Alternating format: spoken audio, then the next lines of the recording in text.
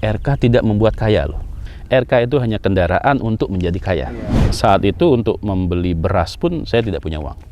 Sampai separah itu. Pesan Mas Yunus sebelum saya pulang waktu itu, siapapun yang datang pertama, orang itu berumur, orang yang sudah tua, di atas umur Pak D, kasihkan aja dia. Itu pesannya. Itu pesannya. Saya sempat berpikir waktu itu Pak D itu udah mulai gila, Pak. Cuman di RK itu hebatnya, semakin banyak orang yang mencemooh Anda, itu adalah awal keberhasilan Anda. Oke. Jadi 1 tahun saya menerima uang itu, saya diamkan selama 3-4 bulan.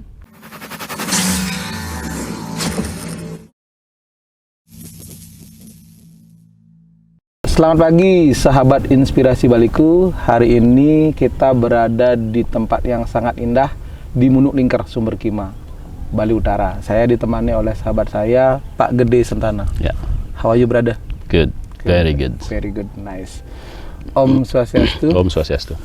Jadi kita mau bincang-bincang Pak D mengenai RK, di mana Pak D salah satu yang pertama ikut di pemutaran. Kita dari awal dulu Pak D. Ketika corona, situasi Pak D saat itu seperti apa? Terima kasih ya. Jadi corona itu adalah satu momen di mana kita bisa belajar banyak. Satu momen di mana kita bisa tahu apa yang harusnya kita lakukan. Kalau kita bilangnya itu adalah pintu gerbang di mana Anda akan belok kiri atau kanan. Jadi itu masa-masa terpuruk. Bila orang bilang jatuh ke lantai, kita bilang malah di bawah tanah jatuhnya. Cash flow tidak ada. Tidak ada cash flow. Ya, terus karyawan juga harus kita rumahkan dan tagihan banyak. Jadi hampir setiap hari saya dihubungi oleh debt collector. Dari mulai nyanyian merdu sampai nyanyian yang yang sangat membuat kita sakit hati. Dan bukan hanya itu. Jadi dari istri, dari keluarga, orang-orang di sekitar kita, orang-orang yang tidak serumah dengan kita, itu di telepon semua. Jadi meminta supaya kita segera melunasi atau membayar atau apa. Berarti mereka meneror semuanya. Ya. Semua. Jadi itu bahayanya jika kita berhadapan dengan leasing, finance ataupun credit card. Berarti pada saat itu dipermalukan. Dipermalukan. Kita benar-benar dalam keadaan terpuruk sekali. Terpuruk sekali ya.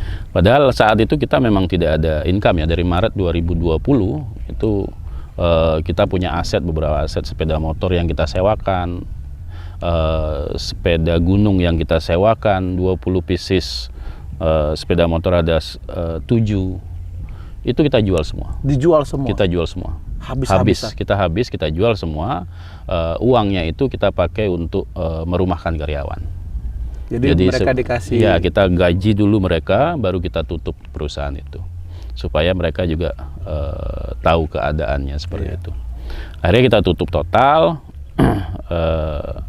dan itu ya masa kalau kita di usaha itu kalau kita lagi kuncup bunganya, apapun bisa terjadi dengan sangat menyakitkan.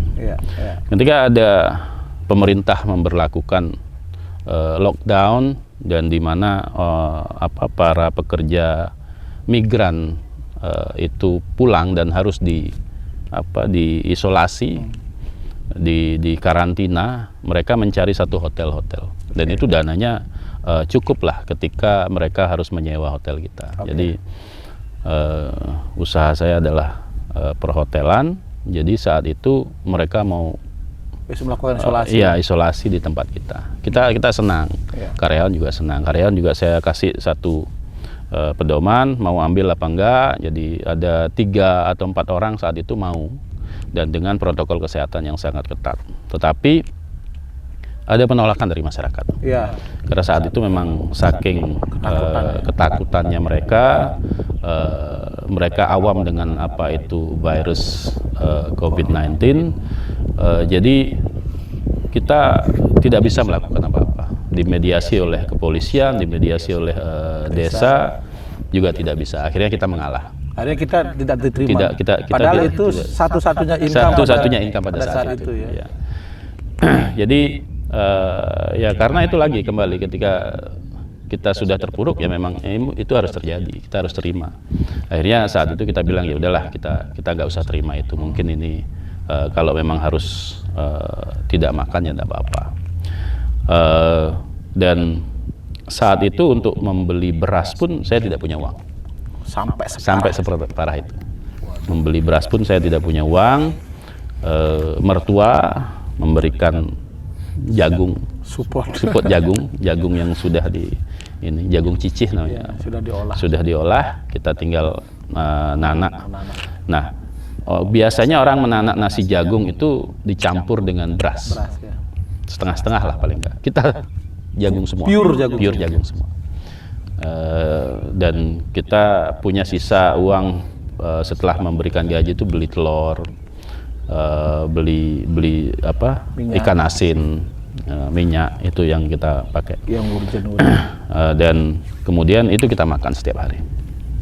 Setiap hari, di samping itu saya juga keingat punya lahan 30 are itu kosong, tidak pernah diolah. Dan akhirnya saya juga buka lahan itu, kita tanamin sayur.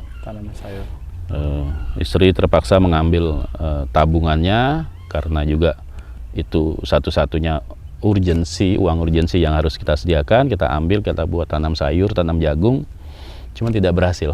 Ya, karena skillnya nggak di sana. Cost-nya terlalu tinggi, harga yang kita patok juga terlalu tinggi. Akhirnya orang pada takut ngambil di tempat kita. Jagung juga kalau kita jual tidak mengcover semua cost. Dan pertanian itu gagal total. Kemudian kita sempat juga down. Saya sampai tinggal di pertanian itu, di lahan yang dimana dekat dengan bukit, tidak ada orang, yang orang sekitar juga menasihati saya supaya kalau jam 7 sore itu harus sudah pulang. Karena tempat itu dikenal dengan angker sekali. Katanya dulu adalah tempat pembunuhan, G30 SFKI lah, katanya di sana ada sebuah taman di alam gaib lah, atau seperti itu. Jadi ditakut-takuti supaya dia kasihan mungkin sama kita, kasihan sama saya. Takutnya bunuh diri. Takutnya bunuh diri malah sendirian. Tapi ya karena karena tidak ada pilihan. Di rumah juga ngapain? Ketika saya pulang ke rumah, saya melihat anak saya, cucu saya tidak bisa membeli snack, tidak bisa membeli camilan. Ya, jangankan ini semua udah habis ya. Jadi di bahan dagangan itu sudah habis kita jualin. Es krim itu sudah diambil sama petugasnya, dan apapun itu udah nggak ada yang bisa kita konsumsi lagi. Apapun yang bernilai udah kita lepas. Udah lepas. Untuk bertahan hidup. Iya. Terus akhirnya saya tinggal di pertanian itu, di Tegalan itu sampai jam 12 malam. Sendirian? Sampai jam 2 pagi. Itu tidak ada pikiran lain selain karena kita punya uang, pikiran kita juga sudah mentok sampai kemana. Akhirnya ya udahlah, kalau ada hantu, ada setan, datang-datanglah gitu kan. Nah, kita udah bisa diajak.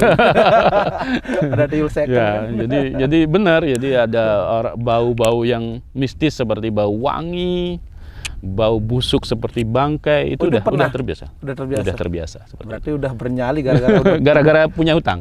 Gara-gara nggak bisa bayar, gara-gara nggak bisa makan. Jadi kita udahlah, kalau memang mau hantu mau makan, kita makanlah gitu kan, pasrah saja. Jam 11 malam, jam 12 malam tuh istri datang bawain makanan, tinggal pulang kita. Jam 3 pagi saya baru pulang, jam 2 pagi saya baru pulang gitu. Jadi kerjanya ngapain? Ya nyiram jagung, nyiram cabai, nyiram kangkung, ya gitu-gitu. Nggak ada lampu. Sambil menenangkan pikiran. Ya, nggak ada listrik, nggak ada lampu. Ya di sana akhirnya ada ketenangan. Saya diam, banyak berpikir. Oh, kalau kita jatuh tuh seperti ini, kalau kita tidak punya uang tuh seperti ini, kalau kita lebih bisa membaca situasi yang ada dan lebih introspeksi diri ya, lah. lebih Introspeksi banyak diri. minta maaf kepada diri sendiri dan alam. Meminta maaf. Meminta maaf. Kepada Jadi diri. mungkin dulunya kita terlalu boros, kita tidak menghitung pengeluaran, kita tidak pernah ingat dengan apapun untuk kebaikan ke depannya, terlalu ego lah. Iya. Karena kita tidak pernah berpikir akan terjadi situasi yang Ya, yang separah ini. separah kan? ini. Akhirnya karena setiap hari kita ditelepon, kita nelpon balik ke para finance itu. Kita ada kalau nggak salah 3 Innova, 1 Isuzu Elf sama Hyundai. Jadi itu kita telepon semua. Ini ambillah mobilnya gitu. Jadi semua mobil itu diambil mereka. Satu persatu datang. Diambil tanpa dapat uang sepeser pun. Ketika saya minta uang untuk kompensasi nggak ada. Ya udah ambil. Ya udah ambil. Ya udah ambil. Semuanya kita ambil. Kita lepasin semua. Agar tidak ada beban. Sampai ada koperasi yang punya Hyundai H1 itu menolak untuk dikembalikan. Mungkin dia kasihan kita nggak punya kendaraan atau apa. Nggak, ambil saja ini. Udah apa? Nggak Saya bisa mau, kebayang. ya saya sudah nyerah. Dan untuk mengurangi beban pikiran, akhirnya diterima. Mobil masih bagus, semua masih bagus. Saya kembalikan kunci, STNK segala. Akhirnya saya cuma punya motor 1 Supra. Itu untuk setiap hari. Berarti Pada surat. habis semua. Habis ludes, apapun itu ludes. Jadi Back to zero. kita punya itu kaleng biskuit. Kaleng biskuit itu tempat biasanya kita menyimpan uang logam. Uang receh. Kita setiap hari kita simpan karena itu biasanya pakai upacara. Kalau orang Bali upacara pasti ada untuk sesari itu. Jadi itu kita simpan. Itu yang sekarang diutik-utik oleh anak dan cucu saya kalau mau belanja. 100-an, 500-an itu dikumpulin, dia bawa belanja juga. Kadang sedih melihat itu. Cuman ya sekarang tidak ada pilihan lain. Gitu. Jadi itu kesusahannya. Akhirnya Pak D kan karena situasi sudah terpuruk, sampai Pak D memutuskan saya harus berbuat sesuatu itu. Ya.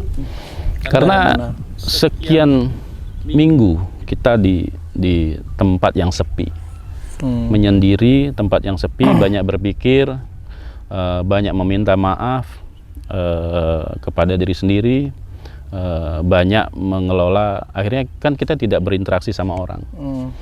Kita tidak berinteraksi dengan orang lain, memberikan masukan apa, itu tidak ada. Siangnya oke, kita masih berinteraksi. Tapi malamnya saya memang sengaja menyendiri. Sengaja menyendiri, menyepi di sana.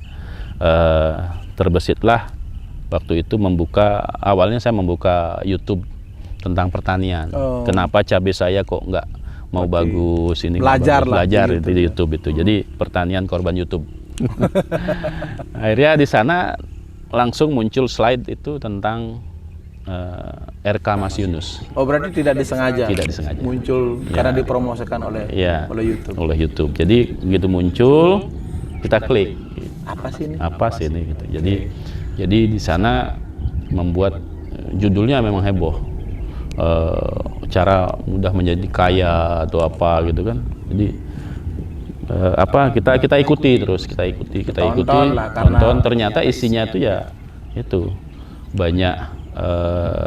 Lebih banyak diam bila terpuruk, kita bebaskan semua diri kita dari hutang. Lebih banyak diam, kita bebaskan diri kita dari hutang. Dan kita harus berusaha untuk selalu bahagia. Selalu bahagia. Jadi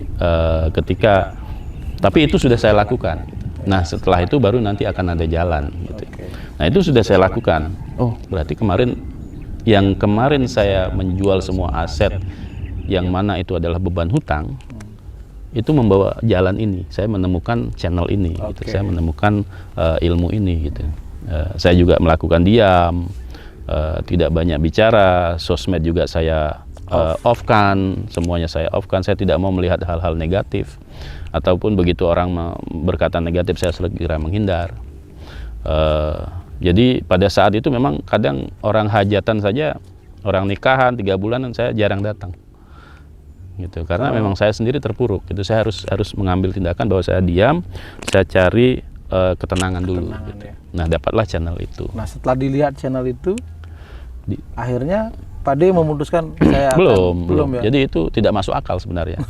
Tidak masuk akal. Jadi Tidak RK di awal itu tidak masuk akal. Not make sense lah ya. Ya, jadi apa Apaan ya? sih ini, Apa sih ini ya? Jadi hanya mengajari orang untuk bahagia. Ya kita punya utang gimana mau bahagia kan gitu. Iya, Mengajari untuk terus kalau kita nggak punya aset gimana mau melunasi utang kan gitu. Jadi itu sementara tidak cuman yang saya lakukan adalah menulis yang diajarkan adalah coba Anda rekam tuliskan sesuatu yang positif dalam diri Anda.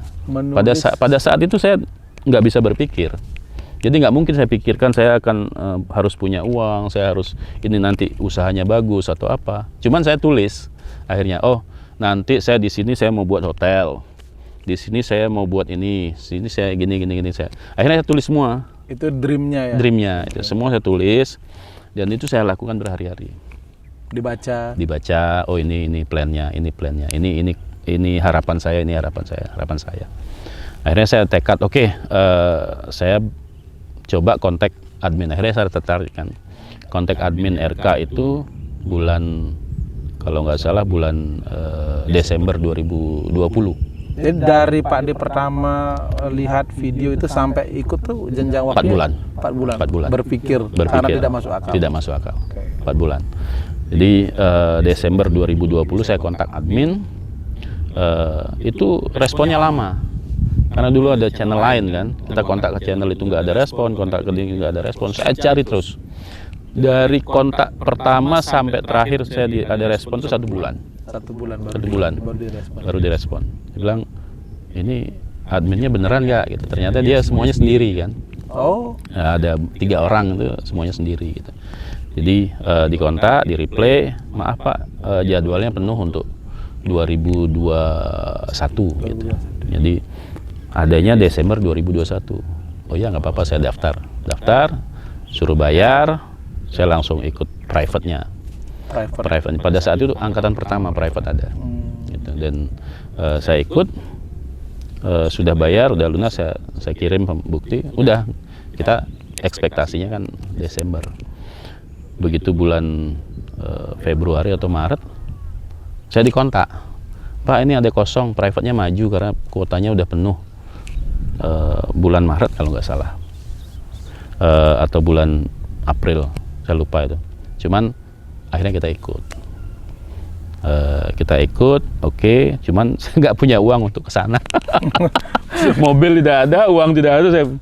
Ya udahlah, kalau memang RK itu satu hati dengan saya dan itu adalah jalan saya untuk memperbaiki finansial saya, kualitas hidup lah. Akhirnya saya putuskan. Saya percaya bahwa itu akan terjadi. Itu jaraknya mungkin 10 hari lah.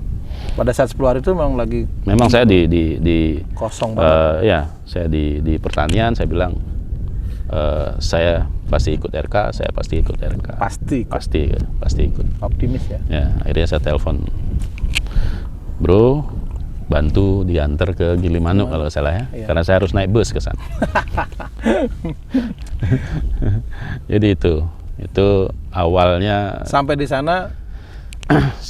sana kita kan naik bus jam 3 pagi ya ke sana. Dalam pikiran perjalanan ke sana, saya tuh dikasih mantra-mantra, saya dikasih puasa, laku yang berat, tirakat. Wis, nanti gimana? Ya udahlah kita jalani. Kalau saya sudah biasa begadang kan, sudah biasa nggak makannya gitu. Ya udahlah. Saking pasrahnya. Okay. Sampai di sana kita masuk ternyata cuma diajari gerakan. Gitu aja. Cuma diajari gerakan. Itu lebih ke yoga, meditasi kayak gitu ya? Ya, jadi gerakan-gerakan tersebut itu saya tahunya kan setelah beberapa bulan mengikuti, karena pertama kita ikuti aja, apapun hasilnya terserah lah gitu. Jadi gerakan-gerakan tersebut ternyata adalah untuk mengurangi mindset yang negatif. Okay. Jadi membuat ketenangan, kita sehat pasti. Dan RK itu hanyalah kendaraan. RK hanya kendaraan. Hanya kendaraan. RK itu hanya kendaraan. RK itu bukan tujuan. RK bukan tujuan. Ya, karena tujuan kita kan finansialnya menjadi bagus. RK itu hanya kendaraan. Bagaimana caranya mencari finansial itu? Okay.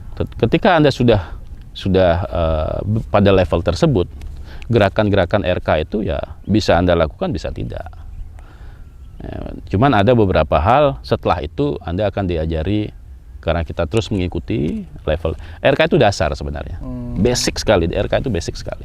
Gerakan RKBI itu basic sekali, itu basic sekali. Nanti setelah itu ada stepnya lagi, step ke meditasi, step ke tirakat laku. Ketika kita sudah punya finansial, kita sudah tenang, otomatis kita akan tenang untuk menjalani laku-laku berikutnya. Gitu. Jadi hebatnya RK itu dimulainya dari memperbaiki kita secara finansial dulu. Kalau kita sudah punya banyak uang, ya kita tenang untuk melakukan meditasi. Nanti kalau punya banyak hutang, kita meditasi ya pikirannya ke beban hidup jadinya. Jadi gak ada fun. Itu salutnya dengan RK tersebut. Jadi RK itu kepanjangannya adalah sebenarnya itu bahasa Inggris yang dibahasa Indonesiakan. Relax coincident, harusnya pakai C kan. Makanya saya bilang, Mas, RC jadinya. RC. Mas, kenapa nggak RC? Nanti jadi rekening koran kan. Jadi relax itu kan yang artinya santai. Santai. Coincident itu kebetulan. Coincident itu kebetulan. Kebetulan. Kemujizatan, sebenarnya dia adalah ke miracle ya. Saya bilang kenapa nggak RM gitu, jadi rumah makan gitu. Di rumah makan nanti Mas ya. Nah, jadi ketika sudah relax akan ada kebetulan keberuntungan. Iya, betul. Nah, jadi itu artinya, RK itu adalah membuat kita relax, membuat kita tenang. RK tidak membuat kaya loh. RK tidak membuat kaya. Ingat, RK tidak membuat kaya. RK itu hanya kendaraan untuk menjadi kaya. Iya, pada saat kita tenang, berpikir jernih, jadi kita tahu. Ya. RK itu salah satunya membuat kita tenang. Kedua, mendoktrin kita untuk pikiran-pikiran positif. Yang ketiga, mengurangi karma-karma buruk kita di masa lalu. Di masa lalu. Dan kemudian dari hasil itu kita menjadi bahagia. Dan hasil endingnya setelah kita bahagia, kemudian kita adalah keberuntungan yang datang secara tidak kita sadari. Karena kita sudah berpikir positif, sudah betul. bahagia dengan diri sendiri, sehingga kita bisa tenang, bisa melihat potensi atau peluang-peluang kerja kan seperti itu. Ini perlu diingat itu teman-teman. Jadi teman-teman yang belajar RK, jangan sesekali berharap bahwa RK itu membuat kaya. Itu hanya kendaraan. Setelah Pak D melakukan RK, berapa hari di RK itu? RK itu 3 hari, 2 malam ya. 3 hari. Kan pulang nih? Pulang. Jadi setelah pulang itu? Setelah pulang kita kosong ya, pikiran tuh blank. Udah agak down lah. Udah down, cuman saya antara percaya dan tidak. Masih. Karena tidak ada rapalan mantra, tidak ada tirakat yang harus kita lakukan. Ya, jadi hanya melakukan itu paling lama itu 30 menit totalnya kan. Hanya berbekal musik gitu. Jadi artinya apa? Saya kurang, tapi ngeblank. Memang kosong betul-betul. Duduk di bus itu kita diam, nggak ngapa-ngapain. Orang teman-teman pada makan di di tengah perjalanan, kita diam sampai di rumah. 1 hari nggak ngapa-ngapain, masih diam. Baru saya ngomong sama istri. Jadi ingat, kalau saya melakukan RK itu harus yang paling cepat dan bagus adalah satu frekuensi dengan orang di rumah tangga. Harus satu frekuensi. Jadi saya berikan bahwa ini harus seperti ini, stepnya saya harus melakukan ini.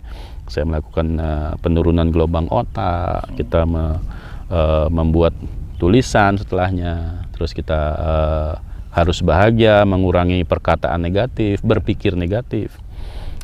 Dan harus selalu mendoktrin diri itu ke hal positif. Jadi tidak boleh nonton BF ya? Tidak boleh. Tidak boleh. Tidak boleh sama sekali. Boleh. Kalau sudah ikut RK, jangan pernah kirim yang aneh-aneh ke beliau. Tidak boleh. Tidak boleh. Jadi itu satu pantangan yang sangat dilarang oleh RK. Jadi karena prinsipnya adalah itu satu frekuensi dengan istri, lingga yoni, yang artinya ya satu pasangan. Nah, setelah kan ini ngobrol sama istri, yang Pak D kan the next after kan ini ngeblank nih, pulang.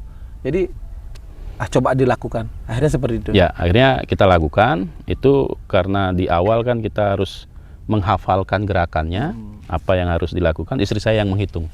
Ya, istri saya menghitung.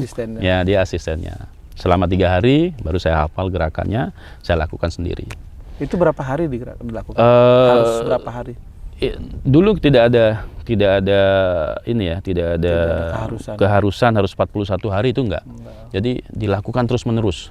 Dan itu dilakukan dengan ya dengan jadi tidak ada target lah. Target. Just Kita hanya melakukan. Cuman di dalam ketika kita duduk meditasi untuk membuat doktrin positif, saya selalu selipkan apa yang tujuannya. Jadi masalah prosesnya biarkan alam yang mengatur. Jadi kita tidak perlu nanti saya jual ini, saya beli ini, saya kesini, nggak perlu. Karena itu mengatur jalan Tuhan kan. Jadi yang perlu apa? Saya punya banyak uang. Itu aja. Satu. Banyak uang artinya apa? Saya bisa melunasi hutang, saya bisa melanjutkan bisnis, saya bisa membahagiakan semuanya gitu. Jadi saya punya banyak uang yang pada saat itu saya sebut 30 miliar rupiah. Uang 500.000 pun nggak punya pada saat itu. Cuman saya bilang saya punya uang 30 miliar Untung rupiah. Untung nggak muncul mimpi. Ditoyor. Dan kita pada saat melakukan tidak boleh mereject pikiran kita. Misalnya dalam hati, saya mau 30 miliar rupiah. Dalam hati muncul lagi nih, nggak mungkin. Itu nggak boleh. Kita harus yakini itu ada. Gitu. Jadi dengan melakukan itu dan berusaha untuk selalu setiap hari dilakukan, setiap hari, ditulis, setiap dibaca. hari. Ya, akhirnya kita sambil itu diskusi sama istri lebih enak, lebih nyambung, dan kita putuskan untuk menjual aset. Menjual aset karena masih ada tanggungan aset itu di bank. Saya putuskan ya kita harus menjual ini berapapun harganya. Dan pesan Mas Yunus sebelum saya pulang waktu itu, siapapun yang datang pertama, orang itu berumur, orang yang sudah tua, di atas umur Pak D, kasihkan aja dia. Itu pesannya. Itu pesannya. Dengan harga? Dengan harga yang masuk akal atau tidak menurut Pak D, tapi itu yang terbaik. Oke. Ya. Petunjuknya seperti itu. Jadi di awal kita pasang harga 10 miliar. Asetnya. Pasang harga 10 miliar. Begitu dia datang, kita ngobrol, dia juga perlu bantuan, saya bantu, dan akhirnya dia oke, saya bantu kamu sekarang apa? Saya mau jual ini aset saya 10 miliar. Nggak bisa, kemahalan. Saya kasih kamu 5,5 miliar.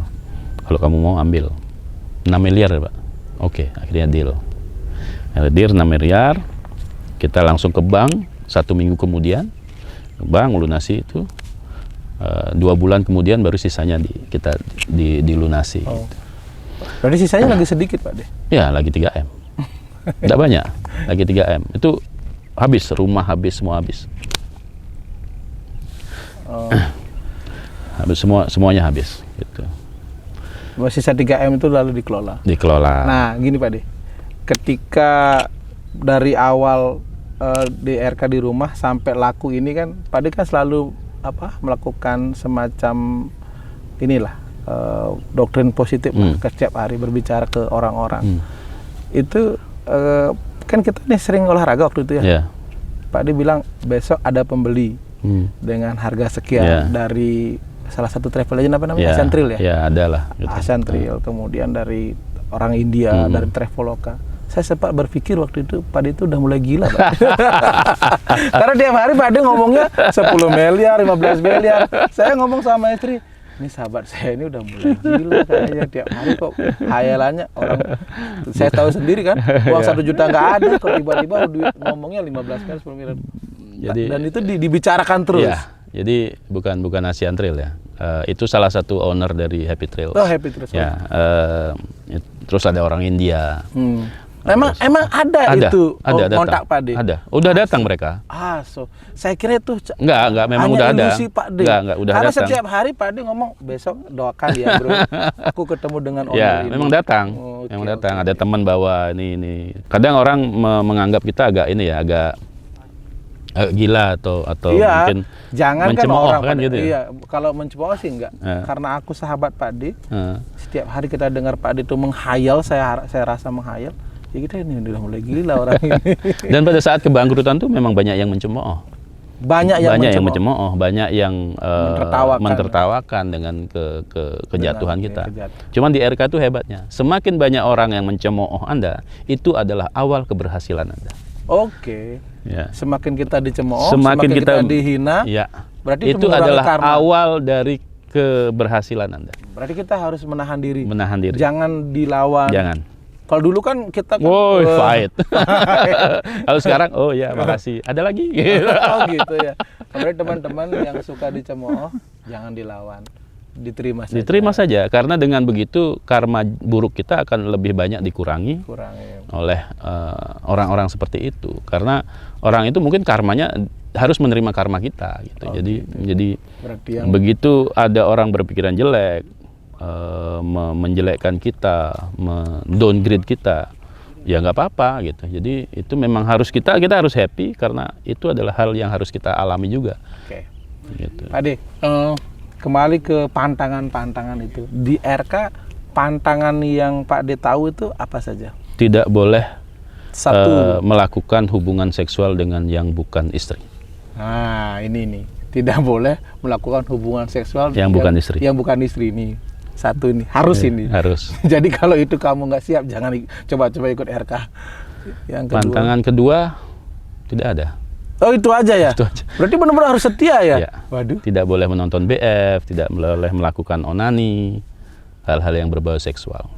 Berarti Linggayoni itu harus ketepat harus ya? Harus ketepat. Kenapa para istri, para wanita yang sudah bersuami itu harus dia harus mempush suami-suaminya ikut RK? Karena yang mendapat keuntungan si istri ini. Keluarga lah. Keluarga. Ya, satu sisi suaminya nggak suka jajan, satu sisi secara finansial mereka. Dan itu otomatis RK akan membuat apa ya? Memisahkan, menjauhkan dari hal-hal seperti itu. Dan orang melihat saya itu sering dikonotasikan dengan hal-hal seperti itu. Kita terima, karena dengan begitu kita akan cepat naik ke finansialnya. Kita terima, bahkan kita juga mengamini, oh ya saya ini, padahal nggak ada. Gitu. Berarti di luar tuh Pak D sebagai Don Juannya pemutaran, cuman isu aja kan? Cuman itu sebelum ikut RK. Oh sebelum, itu memang benar dulu. Iya, oke, skip ya. Sekarang setelah ikut RK, udah enggak. Skip ya? Skip. Nanti dihapus Ndra. Kalau itu nanti dipotong di TikTok, kacau nih. Oke, ketika sudah terjual, kan masih ada sisa tuh uangnya lumayan lah. Dan ada tanah kosong yang tadi untuk pertanian. Akhirnya yang dilakukan setelah itu apa Pak? Jadi sebenarnya setelah menjual itu, saya bersama istri itu nangis selama 2 minggu di kamar. Setiap malam. Karena sayangnya dengan properti kita dari awal bangun itu sampai seperti sekarang, darah, keringat, air mata. Satu yang saya pikirkan, bagaimana pikiran anak-anak kita, bagaimana pikiran orang tua kita ketika melihat kita jatuh, pasti mereka sedih, Cuman ya kita harus menangis. Yang saya lakukan ketika mendapat uang itu, saya diam. Uang itu nggak saya apain. Saya diam, malah saya tinggal pergi ke Jogja sama istri waktu itu. Saya diam, nggak ngapa-ngapain. Artinya uang itu nggak saya perhitungkan, karena saya mau uang itu harus berjalan dan membuat lebih besar dari yang kita punya. Dari yang kita jual. Yang kita jual. Jadi kita banyak diam. Terus sambil setiap hari kita melakukan RK. Terjual itu terus saya melakukan RK. Akhirnya saya pulang. Oke, baru kita mulai dengan konsep hiburan. Kita bukalah Taman Bidadari, usaha satu. Cuman kalau kita buat hotel pada saat itu lagi, itu habis uangnya, nggak cukup. Nggak cukup. Paling cuman itu pun kita bikin restoran sama kolam renang sudah habis 1,5 miliar. 1,5 miliar. Ya, dan sisanya memang saya skip, saya taruh, nggak saya apa-apain. Biar ada cadangan, karena saya tidak tahu apa yang terjadi ke depannya. Saya masih trauma, ketakutan dengan COVID-19 Ya, ini. kita tidak pernah tahu kapan akan berakhir kan. Ya, itu, betul, itu. betul. Akhirnya dari sana peluang-peluang yang lain muncul. Oke. Jadi 1 tahun saya menerima uang itu, saya diamkan selama 3-4 bulan, kemudian saya bikin usaha. Usaha mulai selesai setelah 8 bulan, saya ingat itu bulan Desember kita buka. Desember 2021 kita buka usaha apa namanya? Taman Bidadari. Dan itu lumayan untuk penambahan cash flow, walaupun profitnya tidak seberapa. Tapi paling nggak ada kegiatan. Paling ada kegiatan. Perputaran ekonomi. Ada karyawan yang dulu kita rumahkan, kita ajak bekerja lagi karena mereka sangat royal terhadap kita. Loyal. Jadi itu yang kita lakukan, memperkerjakan lagi karyawan-karyawan yang dulu kita pernah rumahkan. Mereka merasa bersyukur, kita lebih berguna untuk mereka. Dari sana muncul lagi peluang lain. Mungkin setelah ikut RK itu, ketika punya usaha, Pak D lebih calm down ya? Ya. Lebih bijak. Ya, lebih bijak. Jadi setelah itu saya kan ada sering berbicara dengan partner yang membeli hotel Kubuku ini, yang membeli hotel kita, banyak diskusi lah tentang bisnis. Jadi memang benar bisnis itu harus dilakukan dengan beberapa hal, dan itu harus diikuti. Apa itu, Pak? Satu, bisnis itu kita harus fokus.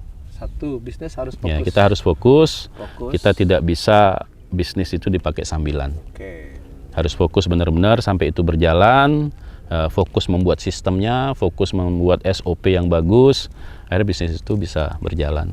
Terus kemudian yang kedua itu ya kita harus banyak belajar. Belajar lagi. Ya, belajar bagaimana kita memarketing bisnis ini, bagaimana kita memaintenance bisnis ini, bagaimana kita juga men-treatment karyawan, karena mereka adalah aset yang terbesar bagi kita. Kita banyak belajar, karena di sana kita akan belajar psikologi, ya bagaimana motivasi karyawan, bagaimana jika dia berhenti mendadak, kan itu tidak bisa kita prediksi. Dan dipastikan bahwa karyawan itu adalah jodoh kita. Jadi karyawan itu siapapun dia yang datang dan pergi, mereka jodoh. Kalau memang mereka bekerjaan cuma sebentar dengan kita, ya berarti jodoh kita cuma sekian gitu. Tidak harus terlalu baper ketika mereka tiba-tiba berhenti, hilang gitu. Biarkan saja. Nanti akan ada orang yang datang lagi. Yang lebih tepat. Ya, terus kemudian tahan banting. Naik turun itu sudah biasa. Kalau di usaha bangkrut itu saya mungkin sudah hampir 6 kali. Dari usaha money changer, warnet, restoran, minimarket, itu sudah sering. Jadi artinya di sana kita harus tahu bahwa ada masanya. Kalau istilahnya partner saya itu, mawar itu mekarnya hanya 100 hari. Ketika mawar itu mekar, kita harus benar-benar merawatnya dan bagus. Nah, ketika kuncup, kita harus calm down. Jangan dihantam terus sepanjang tahun atau sepanjang 10 tahun, kita akan down. Pasti ada breaknya. Kita harus break, kita melihat peluang bagaimana, kapan mawar itu mekar lagi, baru kita hantam lagi. Gitu. Jadi yang terakhir adalah keberuntungan ya. Ya. Keberuntungan itu sebenarnya bisa kita buat sendiri. Keberuntungan bisa dibuat? Keberuntungan bisa kita buat sendiri. Kita dengan cara kita membuat orang lain beruntung. Ya, yang artinya kita mau kejutan, kita harus membuat orang lain kejutan. Oh, kok saya tiba-tiba ada sekian?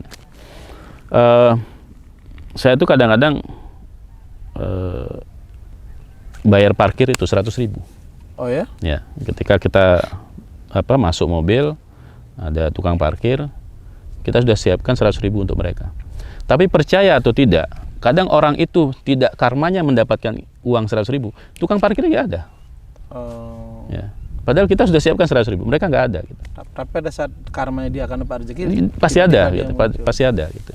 Terus kadang-kadang juga saya kasih beberapa teman tuh, kalau dia punya hajatan atau apa, paling 1 juta lah, atau 500.000 lah. Mereka kan ya artinya kita memberikan gitu. Sesuatu yang tidak mereka expect ya, Iya. tidak mereka Iya. harapkan. Tiba-tiba kalau tukang parkir yang biasanya Rp2.000 dikasih 100.000 kan lompat-lompat ya. ambil Pak, mungkin dia ini pas salah Pak, enggak benar, itu untuk Anda gitu. Jadi apa ya, kadang feeling itu saya tidak mau ngasih yang 100.000, paling ya 2.000 aja, karena tergantung feeling saat itu. Jadi memang tidak ada rencana dari rumah, ini nggak ada. Tapi kalau bisa ya itu dilakukan, karena dengan begitu keberuntungan kita dibentuk. Oh ya. Keberuntungan kita Dan dibentuk. Pak Gede sangat percaya. Percaya. Percaya banget Percaya. ketika Pak D memberikan. Paling tidak mengurangi karma buruk saya, Oke. karena hidup pasti ada yang pernah kesalahan. Nggak boleh pelit. Harus Nggak boleh berbagi. pelit. Harus berbagi dengan Semakin orang-orang. Anda boros, semakin banyak uang Anda yang datang. Tapi boros yang pada tempatnya ya. Ya, bukan boros, berjudi misalnya, yang negatif lah ya. Tapi semakin Anda boros, jangan salah loh, kita menraktir orang minum alkohol misalnya, itu boros yang bagus loh. Oh ya? Ya, karena apa? Kita minum alkohol, bukan mabuk ya, bukan mabuk ya. Kita minum, Bahagia kita ya. belikan kan. Mereka mungkin tidak kesampaian untuk beli itu, kita belikan gitu. Mereka bahagia, mereka berdoa, doa mereka itu kan membantu kita untuk mengurangi karma kita. Artinya ketika Anda boros, jangan takut untuk miskin. Oke. Gitu. Jadi intinya kalau kita berbagi, Berbagi. pasti akan datang berlipat-lipat. Iya, iya. Di orang-orang, Minimal mengurangi karma buruk kita. karena orang-orang yang punya uang jangan pelit. Bagilah kepada orang-orang yang kesusahan. Oke Pak D. Ini tadi tertarik nama Taman Bidadari. Ya. Itu jangan-jangan dari Pak D malam-malam itu ketemu bidadari saya.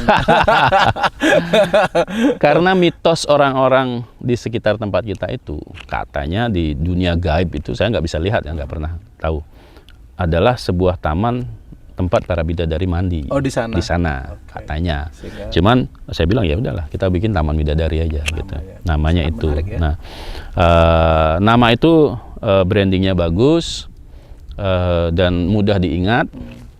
Dan kemudian dari sana mendapat peluang yang lain. Akhirnya kita sekarang buat kamar. Ya, kita namakan Rich Farmer. Jadi Rich Farmer itu mengidentikan bahwa kalau kita menjadi petani, kita sebenarnya itu kaya. Kita bisa produksi makanan sendiri, Oke. kita bisa berkumpul dengan keluarga, kita selalu sehat karena selalu bergerak. Jadi filosofinya adalah menjadi petani itu adalah kaya. Oke. Kalau mau bahagia, menjadilah petani, be rich, be happy, be farmer, be rich, be farmer. Mau kaya, ya jadilah petani. Jadi kayanya bukan banyak miliaran dolar di tabungan, tidak. Cuman kita punya produksi sendiri, punya semuanya Artinya ada. untuk Gitu. makan udah aman. Udah aman. Terus kita gitu. banyak punya waktu untuk Iya. keluarga. Dan sekarang kalau kita hitung aset yang saya punya itu hampir 15 miliar. Berarti lagi 15 ya. Untuk memenuhi target sesuai dengan RK. Lagi 15, betul. Iya. Betul. Tahun depan kita podcast lagi ini sudah 50 miliar. Kata-katalah doa. Kata-kata adalah pasti kita bilangnya. Pasti terjadi. terjadi. Kuat Pak D, kata-kata mutiara lah untuk teman-teman setia yang nonton channel Inspirasi Baliku. Baik, jadi untuk menjadi pengusaha itu tidak instan. Untuk menjadi Pengusaha tidak instan. Jadi ada proses, kita harus nikmati prosesnya. Prosesnya kalau kita bisa bilang sampai umur 30 tahun itu adalah tahap belajar. Mau 30 belajar. Kita bekerja di banyak perusahaan, kita bekerja dengan orang, kita belajar untuk memulai bisnis, usaha apapun itu kita belajar. Jangan mentargetkan Anda mendapat banyak uang dari Anda bekerja sebelum Anda umur 30 tahun. Oke. Kalau Anda dapat uang banyak sebelum Anda umur 30 tahun, itu adalah bonus. Itu bonus ya. Dan kemudian setelah 30 sampai dengan 35 tahun, itu adalah masa di mana Anda menentukan harga. Oke, saya mau bekerja dengan Anda, tapi gaji saya harus sekian. Anda tentukan karena Anda punya skill. 35 sampai 40 tahun Anda naik level. Di sana Anda mulai untuk berani membranding diri Anda, menghargai Anda lebih mahal dan membuat satu usaha yang kecil ataupun mulai juga besar. Artinya memulai untuk usaha. Umur 40 adalah life begin on 40. Light begin unfold. Ya, jadi umur 40 adalah awal di mana Anda mulai kehidupan. Di sana Anda membuat bisnis, buatlah bisnis yang Anda bisa lakukan, mampu lakukan, dan Anda cintai untuk dilakukan. Dan Anda skillnya di sana. Jangan memulai hal yang baru setelah umur 40. Misalnya Anda di pariwisata, umur 40 Anda baru mulai ke pertanian, tidak bisa. Pertanian mungkin bisa menjadi side bisnisnya. Side business. Ya, saya sudah mengalami itu. Jadi umur 40 di mana Anda memulai usaha Anda, di mana Anda mulai dengan kehidupan, tapi Anda harus sudah punya modal dari umur sekian sampai dengan 40 Anda sudah punya modal. Kurangi hutang. Kalau bisa jangan berhutang. Jangan berhutang. Ya. Jadi itu adalah kunci suksesnya pengusaha. Jika Anda tidak berhutang, kalau berhutang pun Anda harus produktif dan maksimal itu paling 15% dari aset kita. Dari aset yang dibutuhkan. Ya. Jangan lebih. Jangan lebih. Kalau lebih, nanti kita seolah-olah kerja buat LPD. Betul. Kita kerja keras, LPD-nya makin maju. Kita semakin tenggelam. Oke, luar biasa obrolan pagi hari ini. Mudah-mudahan bisa menginspirasi teman-teman yang ingin buka usaha atau yang meniti karir. Perjalanan beliau bangkrut 6 kali dan sekarang beliau bangkit dan sudah mandiri lah, dan itu mudah-mudahan bisa menjadi inspirasi. Thank you atas teman-teman sudah nonton di hari ini. Kita tutup dengan Parama Santi, Pak De. Ya. Om Santi Santi Santi Om. Om salam rahayu buat kita. Rahayu Rahayu Rahayu.